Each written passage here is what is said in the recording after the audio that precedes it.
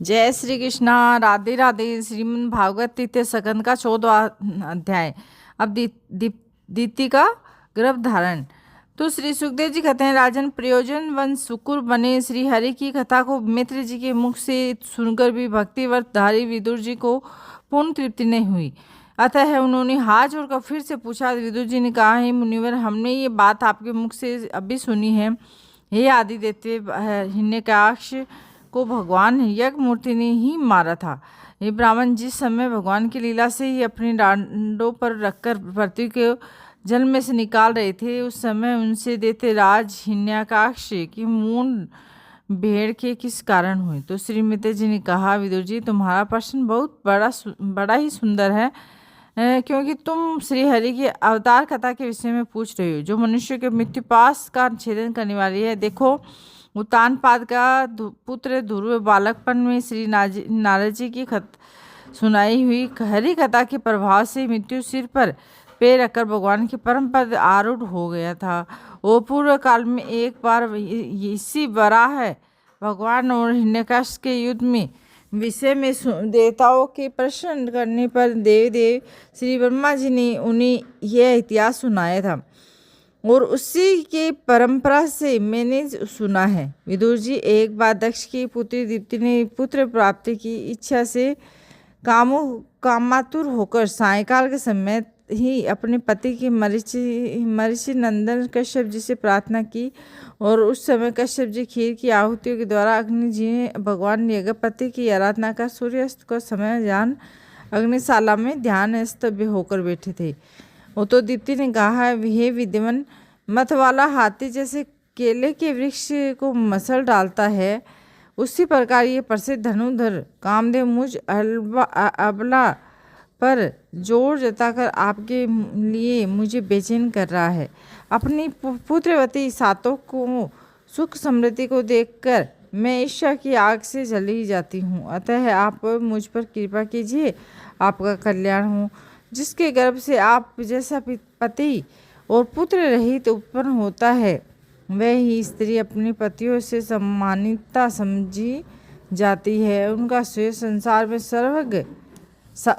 सर्वत्र फैला जाता है। हमारे पिता प्रजापति दक्ष का अपनी पुत्रियों पर बड़ा संदेह था। एक बार उन्होंने हम सबको अलग अलग बुलाकर पूछा कि तुम किसे अपना पति बनाना चाहती हो। वे अपनी संतान की सब प्रकार की चिंता रखते थे। अतः हमारा भाव जानकर उन्होंने हमसे हम 13 पुत्रियों को, जो आपके गुण स्वभाव के अनुरूप थी, आपके साथ विवाह दिया। और अतः मंगल मूर्ति कमल नयन, आप मुझे मेरी इच्छा पूर्ण कीजिए, और क्योंकि हे मैतत्व तम आप जैसे महापुरुष के पास दिन जनों का आना निष्फल नहीं होता। विदुर जी, दीप्ति कामदेव के वेग से अनंत बेचैन और बेबस हो रही थी। उसने इसी प्रकार बहुत सी बातें बनाते हुए दिन होकर कश्यप जी से प्रार्थना की। तब उन्होंने उसे सुमधुर वाणी से समझाते हुए कहा, वीरू, आप तुम्हारी इच्छा के अनुसार मैं तो अभी तुम्हारा प्रिय अवश्य करूँगा। भला जिसके द्वारा अर्थ, धर्म और काम तीनों की सिद्धि होती है, अपनी ऐसी पत्नी की कामना कौन पूर्ण नहीं करेगा। जिस समय जहाज पर चढ़कर मनुष्य महासागर को पार कर लेता है, उसी प्रकार गृहस्थाश्रमी दूसरे आश्रमों के आश्रय देता हुआ अपनी आश्रम के द्वारा स्वयं भी दुख समुद्र को पार पा जाता है। ही माननीय स्त्री को तो त्रिविध पुरुषार्थ की कामना वाले पुरुष का आधा अंग कहा जाता है, और उस पर अपने गृहस्थी का भार डालकर पुरुष निश्चित होकर विचरता है। इंद्रिय रूप शत्रु और अन्य आश्रम वालों के लिए अनंत दुर्जय है, किंतु जिस प्रकार केले का स्वामी सुगमता से ही लूटने वाले शत्रुओं को अपने अधीन कर लेता है, उसी प्रकार हम अपनी विवाहिता पत्नी का आश्रय लेकर इन इंद्रियों रूप शत्रुओं को सहज में ही जीत लेते हैं। गृहेश्वरी, तुम जैसे भार्या के उपकारों का बदला तो हम अथवा और कोई भी गुनाहग्राही पुरुष अपनी सारी उम्र में अथवा जन्म जन्मांतर में भी पूर्ण रूप से नहीं चुका सकते, जन्म जन्मांतर तक नहीं चुका सकते। तो भी तुम्हारी संतान प्राप्ति की इच्छा को मैं यथाशक्ति अवश्य पूर्ण करूंगा, परंतु अभी तुम एक मुहूर्त ठहरो जिससे लोग तुम मेरी निंदा न करें। यह अनंत घोर समय है, राक्षस आदि घोर जीवों का है और देखने में बड़ा भयानक है। इसमें भगवान भूतनाथ के गण भूत प्रेत आदि घूमा करते हैं। साध्वी, संध्या काल में भूत भावन भूतपति शंकर भगवान शंकर अपने गण भूत प्रेतादि के साथ लिए बेल पर चढ़कर विचरा करते हैं, जिनका जटाझूट शमशान भूमि से उठे हुए बवंडर की धूलि से दूषित होकर देवतीयान हो रहा है, तथा जिसके सुवर्ण क्रांति में गौर शरीर में बस में लगी हुई है, वह तुम्हारे देवर महादेव जी से अपने सूर्य चंद्रमा अग्नि रूप 3 नेत्रों में भस्म लगी हुई है।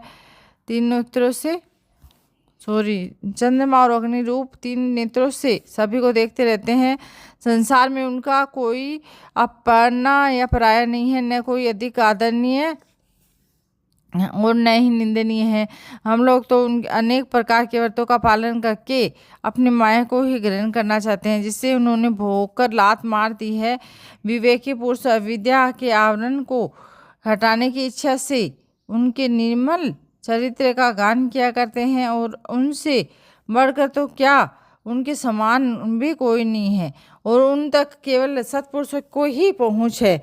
ये सब होने पर भी वे स्वयं पिशाचों का आभूषण माला चंद्रनादि इसी को सजाते संवारते रहते हैं। वे भाग्य आत्मा राम भगवान शंकर के आचरण पर हंसते हैं। हम लोग तो क्या ब्रह्मादि लोकपाल भी उन्हीं की बांधी हुई धर्म मर्यादा का पालन करते हैं।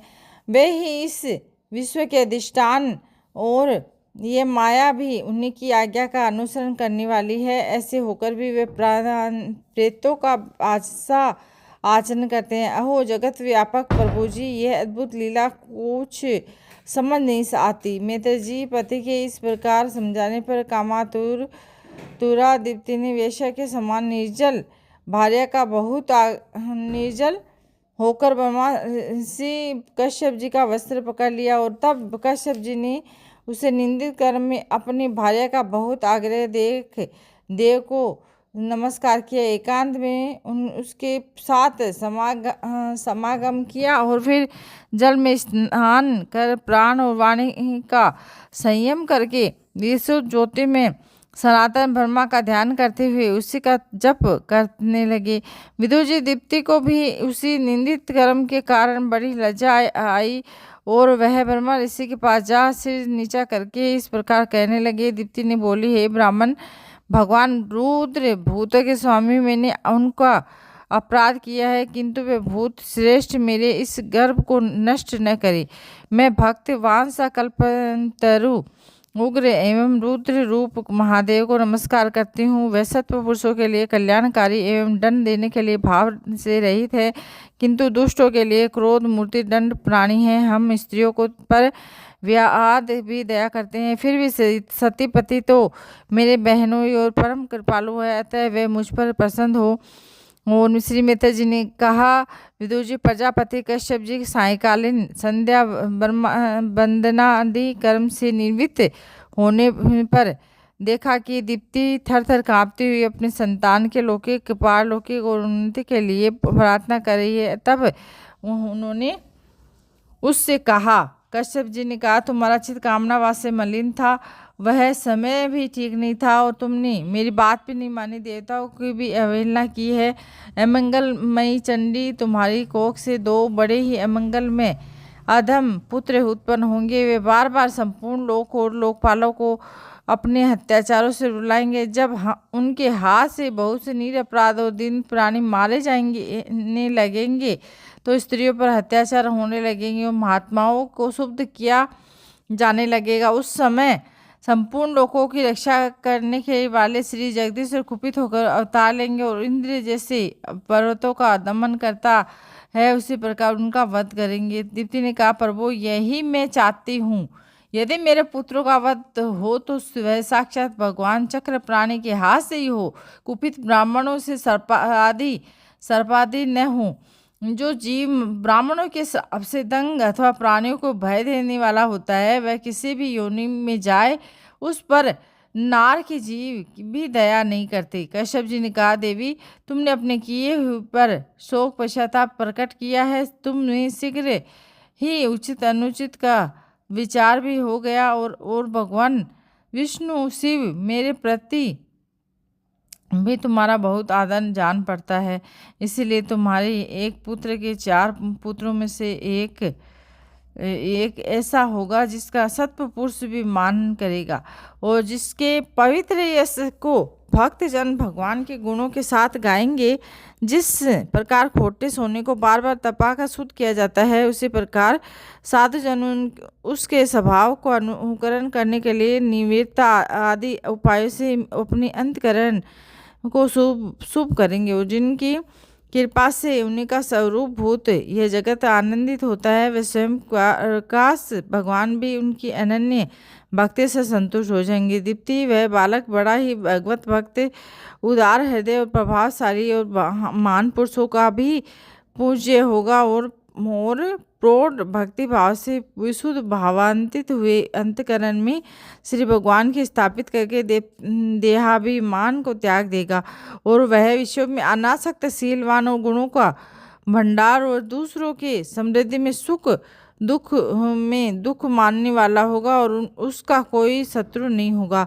चंद्रमा जैसे ग्रीष्म ऋतु को तप ताप से घर लेता है, वैसे ही वह संसार के शोक से शांत करने वाला होगा जो इस संसार के बाहर भीतर और सब और विराजमान है। अपने भक्तों की इच्छा अनुसार समय से पर मंगल विग्रह प्रकट करते हैं और लक्ष्मी रूप लावण्य मूर्ति ललना की भी शोभा बढ़ाने वाले हैं और उसका मुख मंडल झिलमिलाते हुए कुमंडलों को से सुशोभित है।